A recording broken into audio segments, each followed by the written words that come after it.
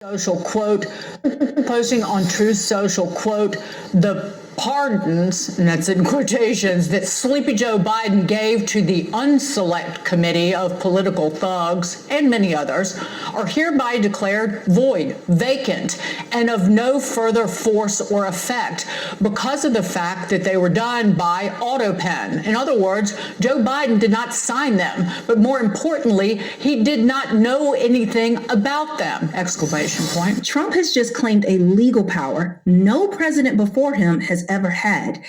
He's declared void, vacant, and of no further force or effect. Presidential pardons, and whether the ones that Joe Biden issued in the last seconds of his administration, if they are in fact legal. January 19th, 2025, Biden has maybe a couple of hours left in office, and he issues these broad pardons. This is a major development, a big last move, one of the last moves for President Biden. As you know, George, during the campaign, Donald Trump spoke about retribution. He and his supporters talked about prosecuting people like Anthony Fauci, members of the January 6th committee, Mark Milley, General Mark Milley, the former chairman of the Joint Chiefs of Staff, who Trump even suggested could face the death penalty. So President Biden has just issued preemptive pardons for all of them, saying, quote, these public servants have served our nation with honor and distinction and do not deserve to be targets of unjustified and politically motivated prosecutions. So again, this is Anthony Fauci, this is the committee members and staff of the January 6th committee, and this is General Mark Milley, also members of the Capitol Police who testified before the January 6th committee. Now, one thing ABC tended to leave out was that Biden also pardoned his whole family that same day. So his brother James, Sarah Biden, Francis W. Biden, they all have full presidential pardons. And again, signed on the 19th by President Joe Biden. So on its face, the document seems to be legitimate, but there were some questions about the signature. Now, what you're looking at on the screen is some of Joe Biden's signatures on some of the last minute pardons. And as you notice, the signatures look extremely consistent. I would say too consistent. The signature is so perfectly consistent that it's highly unlikely that a person could be able to sign these multiple documents in the exact same way each time. And that's clearly what we have. So Trump's argument was pretty simple, that Biden didn't have the mental capacity to issue these pardons, and he didn't actually sign the documents to issue the pardons. They were all auto-penned. This story first gained traction through the conservative watchdog group, the Heritage Foundation, which was a source of controversy last year with its Project 2025 proposal. As part of an oversight project, the group posted several videos on X showing Biden's signatures on executive orders and official documents aligning perfectly with his signatures on presidential preemptive pardons for some of his family members and members of the January 6th committee, suggesting Biden and his staff used the auto pen. In a post on X, the group says, whoever controlled the auto pen controlled the presidency. In a 29-page document detailing its investigation so far, the foundation wrote, we are reviewing additional official documents containing President Biden's signature. We reviewed executive orders and other documents in the Federal Register bearing President Biden's signature. We found the signatures on those records were identical and appeared to be digital signatures of an auto pen signature. So now we have a couple of questions that we need answers to. Introducing the auto pen. I personally had not, but now I have. It's what you're looking at on your screen right now. A pretty ordinary piece of machinery, but now at the center of what some people worry could be the first real, we're going to call it constitutional crisis. That's what some are saying. Auto pens, if you don't know, and again, I didn't, these are apparently used by celebrities and politicians who have to sign a whole lot of things very quickly, autographs, documents, you name it. So they're not a new technology, but this controversy, this potential constitutional crisis, to use that term again, it's new. It's new because before President Biden left office, he issued a flurry of presidential pardons to people, including the January 6th committee and also Dr. Anthony Fauci. But then yesterday, President Trump took to Truth Social and said, These pardons are hereby declared void, vacant, and of no further force or effect because of the fact that they were done by this new word, autopen. In other words, Joe Biden did not sign them, but more importantly, he did not know anything about them. The necessary pardoning documents we're still quoting here were not explained or approved by Biden. So Trump's argument was pretty simple, that Biden didn't have the mental capacity to issue these pardons, and he didn't actually sign the documents to issue the pardons. They were all auto-pen. Trump elaborated more on Air Force One about why he believes the Biden pardons just don't make sense. Mr. President? Yeah.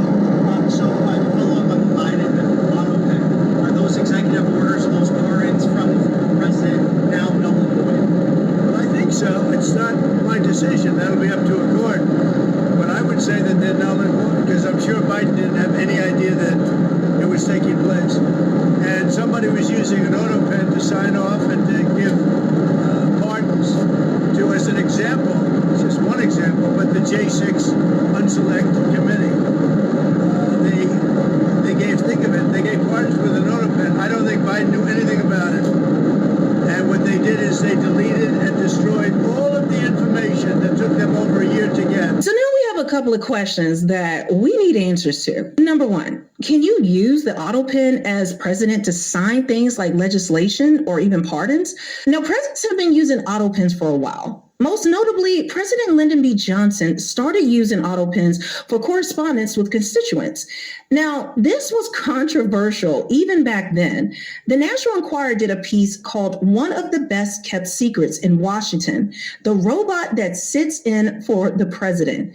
They were talking about auto pens, and JFK, he loved the auto pen so much that a book was written about it, The Robot That Helped Make a President by Charles Hamilton. To be fair, those are trivial matters compared to when signing something like legislation.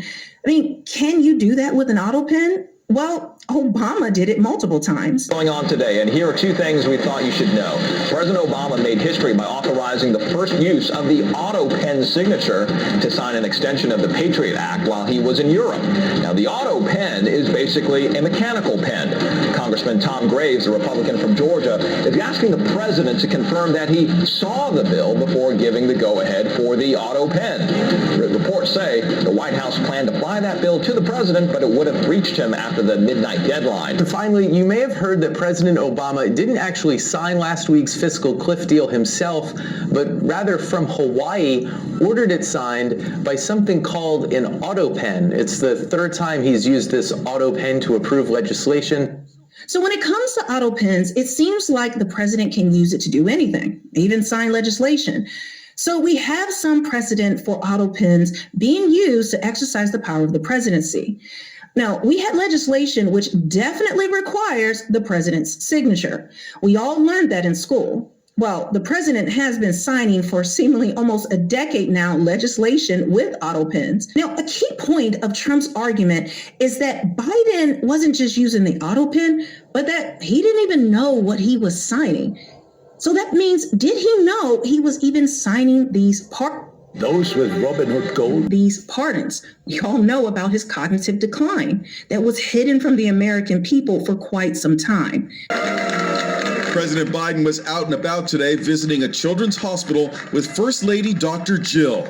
The rare public outing seen as an attempt to reassure the nation after a bombshell Wall Street Journal report claimed his staff has been concealing his cognitive decline right from the start of his presidency.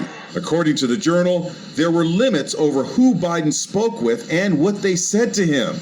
At events, aides often repeated instructions to him, such as where to enter or exit a stage that would be obvious to the average person.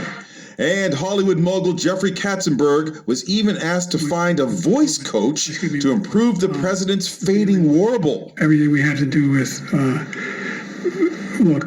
It seems to me like the White House owes it to people to be a little bit more forthcoming about, what people can see with their own eyes. Wall Street Journal reporter Rebecca Ballhaus says she and her colleagues spoke to 50 Biden insiders. I think, of course, the fact that Biden has lost the election and is not going to be president as of late January next year makes it a lot easier for some people to speak. This president was not capable of fulfilling the duties of the office. And his staff and the White House lied about it and kept it from the American people. It's an absolute scandal. Now, to counterclaim that, Biden actually issued statements after he issued these pardons. Here are the statements he made about them. Now, a statement from the President of the United States, Joe Biden, talking about the defensive need to defend public servants, and he's offering pardons. He is pardoning now. I'll just read from it. I'm exercising my authority under the Constitution to pardon General Mark A. Milley, Dr. Anthony S. Fauci, the members of Congress and staff who served on the January 6th Select Committee, and U.S. Capitol and D.C. Metropolitan police officers who testified before the Select Committee. He goes on to say the issuance of these pardons should not be mistaken as an acknowledgement that any individual engaged in any wrongdoing, nor should acceptance be misconstrued as an admission of guilt for any offense. And just backing up a moment, we have known for months now speculation that there would be these preemptive pardons issued by the White House. There were some people wanted them, others did not. But a remarkable, historic moment here in just his final hours of the presidency, issuing pardons for those who very much were targeted by Donald Trump and his allies for potential for prosecution and retribution. So the question is, can you use auto pens in order to sign pardons or even legislation? Well, there's a history of that. And then secondly, did Biden know he was issuing these pardons to these people? Well, he's put out the statement that said he did.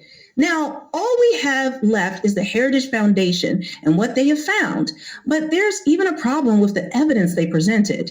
So we have all been working with the assumption that all of these pardons were signed with the auto pen, but that may not be the case. Now, listen, when someone is elected president, generally what they would have to do is give a copy of their signature to the National Archives. The National Archives then takes that signature and then affixes the two documents they post online. Heritage says here that its source for at least some documents is the Federal Register, which falls under the National Archives. However, the National Archives told Snopes the digital database where the Heritage Foundation pulled the images uses a copy of the president's signature that comes from one graphic file for online postings of signed documents. Here's their statement.